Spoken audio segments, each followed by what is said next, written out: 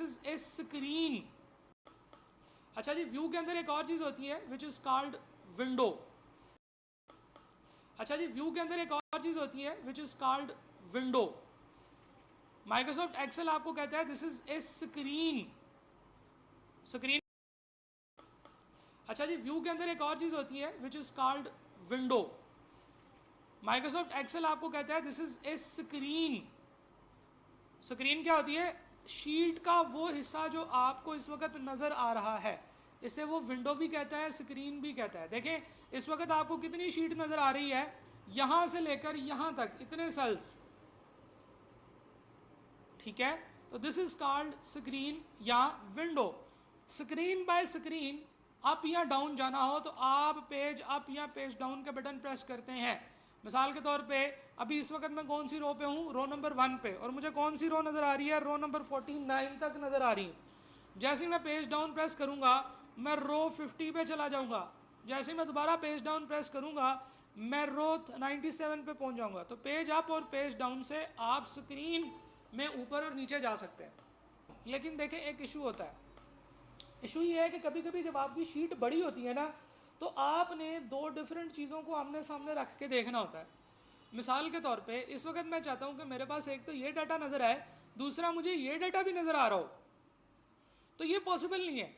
Zoom out करेंगे तो data इतना छोटा हो जाएगा कि आपको नज़र ही नहीं आएगा।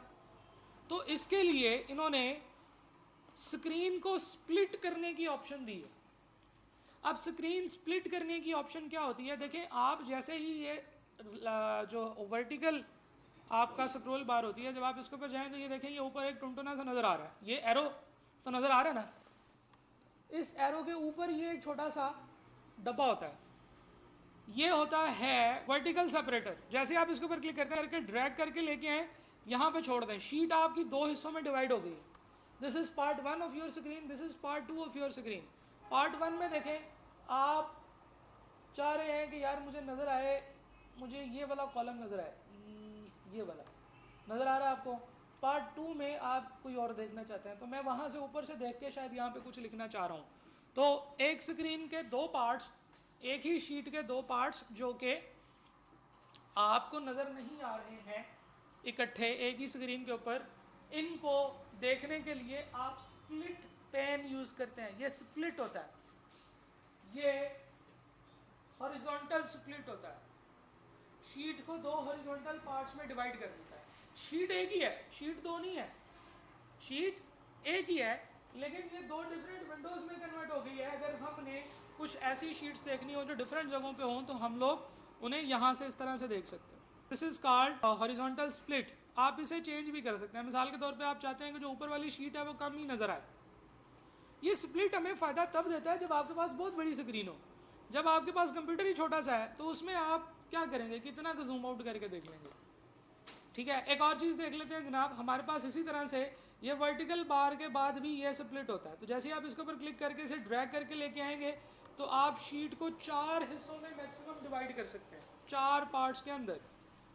ठीक है जी, शीट को मैक्सिमम 4 पार्ट्स के अंदर डिवाइड किया जा सकता है। 1, 2, 3 और 4।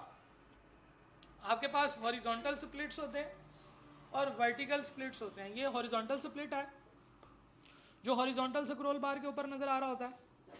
नहीं, जो हॉरिजॉन्टल स्प्लिट होता है वो वर्टिकल स्क्रॉल बार के ऊपर नज़र आ रहा होता है। ऐसे ही है ना, ये वर्टिकल स्क्रॉल बार है ना, तो ये एग्जामिनर सवाल पूछ लेता है। जो हॉरिजॉन्टल स्प्लिट है वो वर्टिकल स्क्रॉल बार के ऊपर नज़र आ रहा होता है, और जो वर्टिकल स्प्लिट है वो हॉरिजॉन्टल स्क्रॉल बार की साइड पे आ रहा होता है। तो आप देखें, यहाँ से मैंने ये स्प्लिट अप्लाई किया हुआ, तो वो यहाँ से गायब है, वो यहाँ से निकम्मा नालायक गायब है। जैसे ही मैं इसके ऊपर डबल क्लिक करूँगा ये वापस उधर चला जाएगा, ये वाला इधर था, ये वापस इधर आ जाएगा। और इसको भी ख़त्म किया जा सकता है, डबल क्लिक करने से ये गायब हो जाएगा। तो शीट को 4 डिफरेंट विंडोज़ में डिवाइड किया जा सकता है for the purpose of viewing different parts of screen at the same time.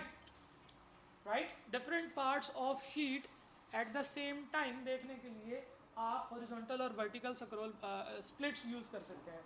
Horizontal split vertical scroll बार के ऊपर होता है और वर्टिकल स्प्लिट हॉरिजॉन्टल स्क्रॉल बार के ऊपर होता है। इसमें फिर एक और कॉन्सेप्ट आता है जी, ये तो था स्प्लिट, स्प्लिट के अलावा कभी कभी ऐसे भी होता है, जैसे आपके पास एक शीट है और आप इस शीट के अंदर कुछ चीज़ें परमानेंटली व्यू करना चाहते हैं।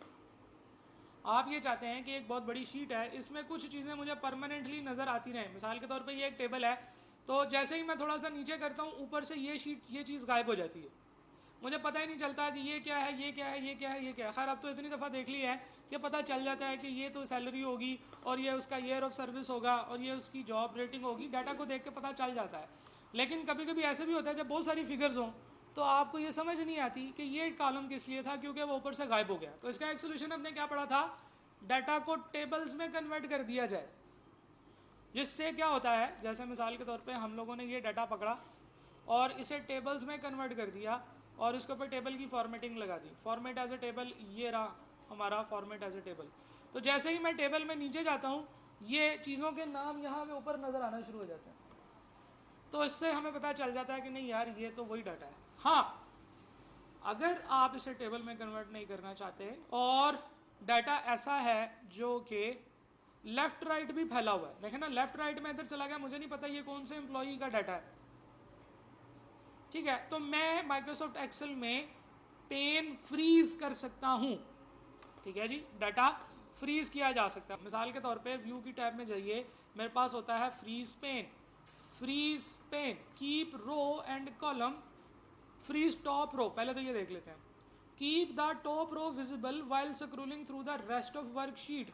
इसे अप्लाई करते हैं। अब देखें आप स्क्रीन में जैसे ही 21 से 22 पे जाते हैं, रो नंबर 1 परमानेंटली विजिबल है, ये फिक्स है, इसे हम कहते हैं फ्रीज पेन।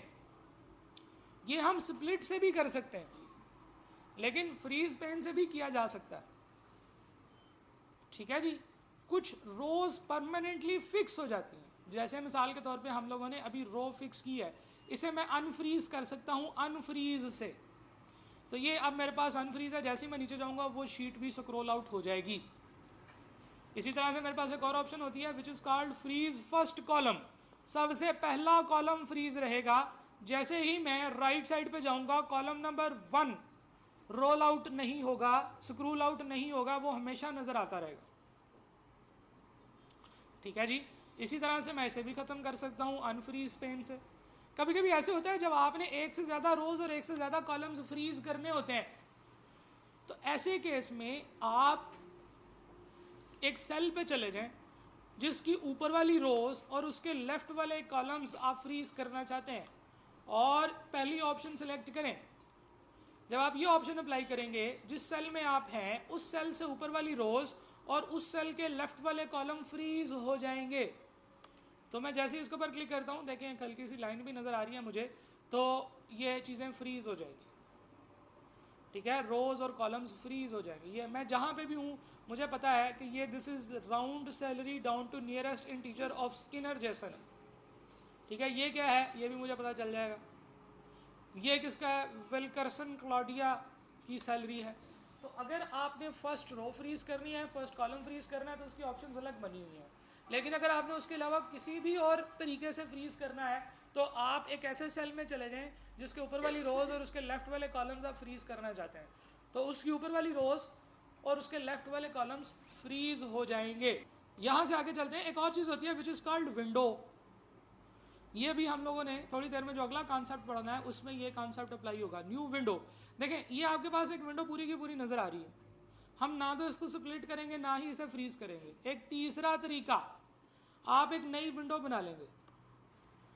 जैसे ही आपने न्यू विंडो के ऊपर क्लिक किया, इसी शीट की इसी वर्कबुक की एक और फाइल ओपन हो गई, ये और ये देखें एक ही फाइल है, ऐसे लग रहा है जैसे दो फाइल्स ओपन की हुई हैं।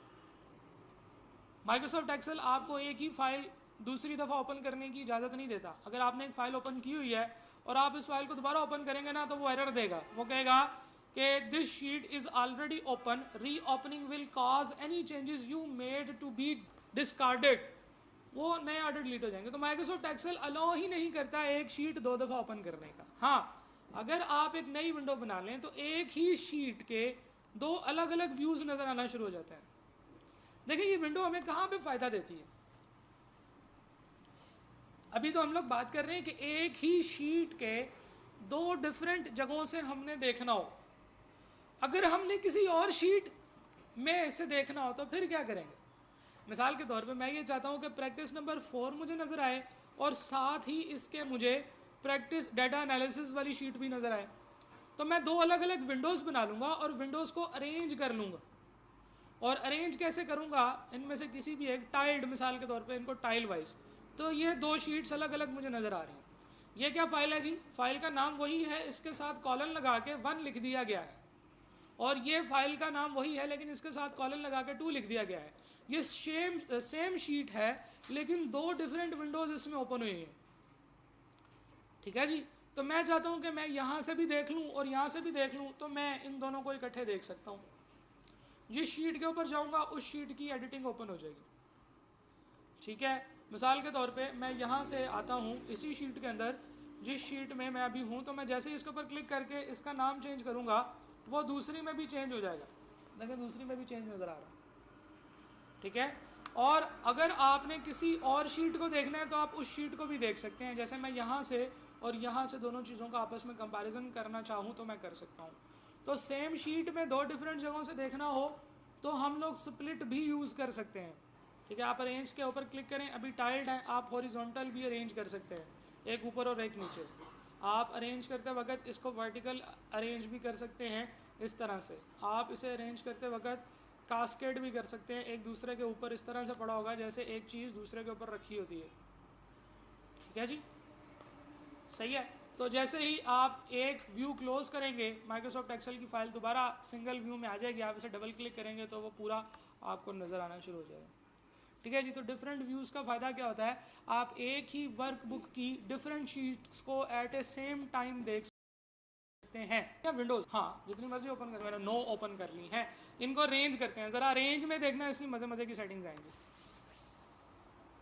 उसने अरेंज कर दिया है डिफरेंट तरीक़ों से। मैं ज़रा रिबन को मिनिमाइज करता हूँ। रिबन को मिनिमाइज करने का कीबोर्ड शॉर्टकट क्या होता है? Control F1। कंट्रोल F1 से रिबन मिनिमाइज हो जाता है, कंट्रोल F1 से ही रिबन दोबारा ओपन हो जाता है। या दूसरा तरीका यह है कि आप रिबन के ऊपर जाके डबल क्लिक करें तो भी वो हो जाता है, राइट क्लिक करके भी मिनिमाइज करने से हो जाता है। ठीक है जी, राइट क्लिक करके तो सारी ऑप्शंस आ ही जाती हैं। कि किसी भी चीज़ के अंदर जो जो काम करने होते हैं ना, आप उसके ऊपर राइट क्लिक कर लें तो आपके पास उसकी सारी रेलिवेंट ऑप्शंस आ जाएंगी, बजाय इसके कि आप डिफरेंट टैब्स में जाके ढूंढते रहें। राइट क्लिक वाली ऑप्शंस भी होती हैं। सेल के अंदर कोई काम करना है, सेल के ऊपर राइट क्लिक करें। रो के ऊपर कोई काम करना है, रो के ऊपर राइट क्लिक करें। आपने कॉलम के ऊपर कोई काम करना है तो कॉलम के ऊपर राइट क्लिक करें। आपने इवन किसी शीट के ऊपर कोई काम करना है, मिसाल के तौर पे ये वाली शीट के ऊपर, तो आप इसके ऊपर राइट क्लिक करें तो इंसर्ट, डिलीट, रीनेम, मूव और copy, view code, protect sheet, पता नहीं क्या क्या सेटिंग्स उसके ऊपर आ जाती हैं। तो अगर आपको नहीं समझ आ रही ना ये काम कहाँ से करना है, तो उस चीज़ के ऊपर जाकर राइट क्लिक करके देखें, वहाँ पे ज़रूर उसकी ऑप्शन। ठीक है जी, तो इतनी सारी हम लोगों ने व्यूज़ जो ओपन किए हैं इन्हें एक एक करके क्लोज करते हैं।